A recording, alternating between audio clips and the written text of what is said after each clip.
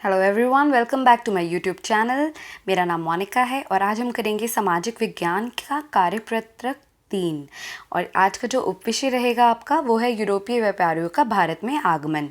ठीक है, आप ये सारी डिटेल्स अपने नोटबुक के पेज के ऊपर लिख लेंगे। आज की डेट है 23 जुलाई 2021। चलिए शुरू करते हैं।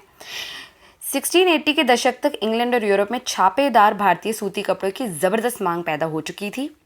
आकर्षक फूल पत्ती, बारीक रेशे और सस्ती कीमत की वजह से भारतीय कपड़े का एक अलग ही रुतबा था। तो क्या कारण थे कि जो भारतीय सूती कपड़ा है वो इतना मांग में था इंग्लैंड में और यूरोप में? तो फूल पत्ती, बारीक रेशे और सस्ती कीमत। इंग्लैंड के रईस ही नहीं बल्कि खुद महारानी भी भारतीय कपड़े से बने परिधान पहनती थीं। ठीक है, तो इतने फेमस थे भारतीय कपड़े की क्वीन भी पहनती थी इंग्लैंड की। दुनिया के बाजार पर भारतीय कपड़े का दबदबा 18वीं सदी के आखिर तक बना रहा। डच, फ्रेंच और अन्य यूरोपीय व्यापारिक कंपनियों ने इस व्यापार से बेहिसाब मुनाफा कमाया। क्या आप बता सकते हैं कि ये मुनाफा उन्हें किस तरह से हुआ होगा? आप बताइए किस तरीके से हुआ होगा। सोच सकते हैं आप? अगर आप सोच सकते हैं तो नीचे कमेंट्स में ज़रूर बताना मुझे। पिछली कक्षा में सामाजिक और राजनीतिक जीवन पुस्तक के अध्याय 8 बाजार में एक कमीज की कहानी आपने पढ़ी थी। इसमें आपने जाना था कि कमीज बेचने वाले निर्यातक और व्यापारी किस तरह लाभ कमाते हैं।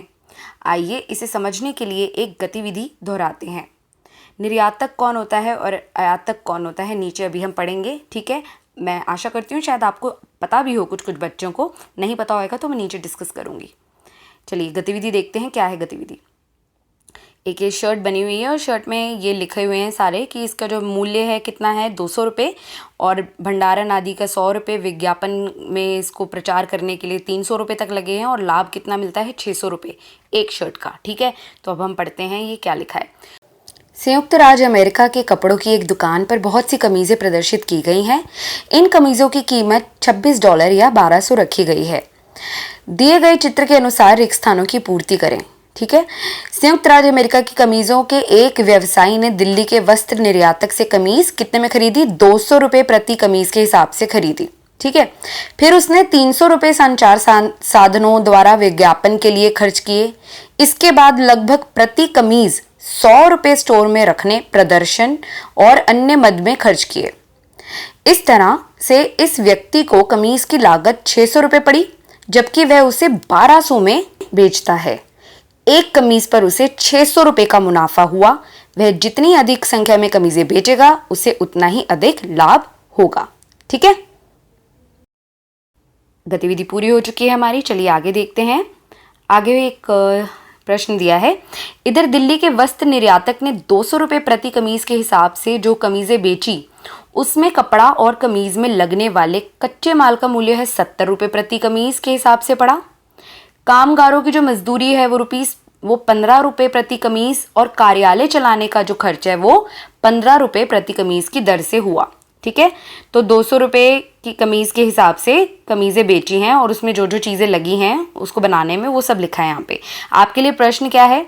वस्त्र निर्यातकों को प्रति कमीज पर मिलने वाले लाभ की गणना करनी है आपने। तो ये क्वेश्चन आंसर अभी साथ में करते हैं, मैंने लिख रखे हैं। पहले हम ये दोनों वर्ड्स को समझ लेते हैं। निर्यातक क्या होता है और आयातक क्या होता है। मैं आपको इधर से स्टार्ट करूंगी, आयातक से आपको अपने आप निर्यातक भी याद हो जाएगा। आयातक, ठीक है, आयातक में वर्ड है एक, देखो आया। ठीक है, हम बोलते हैं हम बाहर से इधर आए। ठीक है, मैं कमरे में अंदर आया। ठीक है, इससे याद रखोगे आना। आना मतलब क्या है? दूसरे देशों से सामान को खरीदना, अपने देश में लाना। ठीक है, आयातक। तो वह व्यापारी जो दूसरे देशों से सामान खरीदता है उसको हम आयातक बोलते हैं। इंपोर्ट करना।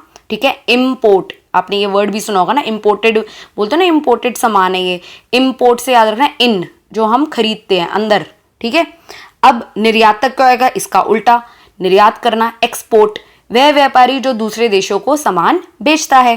ठीक है, इंपोर्ट और एक्स से याद रखो एग्जिट, एक्सपोर्ट, बाहर भेजना।